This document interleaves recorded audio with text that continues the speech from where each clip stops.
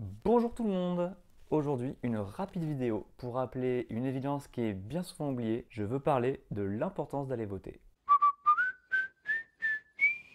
Pourquoi c'est important? Comme je le rappelais dans une vidéo précédente sur la carte électorale, voter n'est pas le seul moyen d'exercer sa citoyenneté. S'engager dans des associations culturelles, locales, sportives, dans des collectifs de locataires, manifester, se syndiquer, signer une pétition sont autant d'actions utiles et nécessaires au bon fonctionnement d'une démocratie. Mais voter permet de choisir qui va décider du cadre dans lequel ces droits s'exercent. Ce ne sont pas des détails. Hauteur des impôts, choix budgétaires, plutôt école ou plutôt police, les actionnaires ou les salariés, soutien à la voiture ou au train, ou alors la direction des subventions, la défense du droit des femmes, les activités de la police, la protection au nom de l'environnement, etc., etc. Bien sûr, dans le choix de l'abstention, les électeurs ne sont pas les seuls responsables, car dans un vote, c'est comme en amour, il faut être deux. Les personnalités politiques qui ne donnent pas envie ou ne savent pas créer le désir de voter pour elles sont aussi responsables. Ces personnalités, c'est à elles de changer ça. Toutefois, et j'en viens au but de cette vidéo, le vote est utile et doit être utilisé à chaque fois qu'on en a l'occasion. Contrairement à l'amour, on ne trouvera jamais le candidat qui correspond à 100% de ses désirs.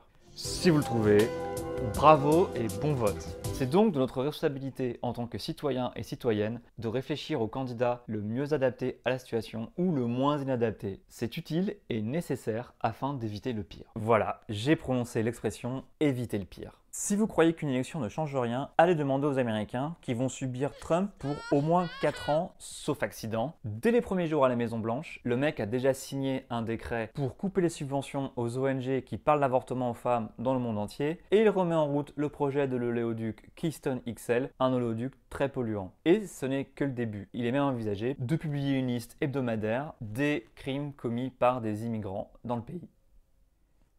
Pour revenir en France, depuis décembre 2015 et les élections régionales, les nouveaux présidents de droite de région prennent des décisions qui ont des conséquences. Ils suppriment ou diminuent par exemple des subventions à des associations de protection de l'environnement. En Rhône-Alpes, Laurent Wauquiez, en gros, prend l'argent des associations écolos pour les donner aux chasseurs. En Ile-de-France, les budgets de l'économie sociale et solidaire, de la culture, sont supprimés ou rabotés. Côté transport, on continue aussi l'achat de bus diesel contrairement à des promesses qui avaient été faites pendant la campagne. Oui, le vote a des conséquences pour son pays, pour sa région, pour sa ville. Et ne pas voter a aussi des conséquences. J'avais envie de faire cette vidéo parce que je vois émerger depuis quelques mois sur les réseaux sociaux et chez les amis militants un discours à propos de l'élection présidentielle de 2017 sur je n'ai pas voté, c'est tous pareil, tout le monde est pourri ou c'est tout dans la même politique. Or je pense que même si on n'est pas d'accord, ce n'est jamais la même politique qui est menée selon la personne qui est élue. Et il faut donc faire attention pour qui l'on vote et pour qui l'on ne vote pas, qui on laisse être élu, qui on va laisser diriger le pays et prendre des décisions parfois lourdes de conséquences pour nous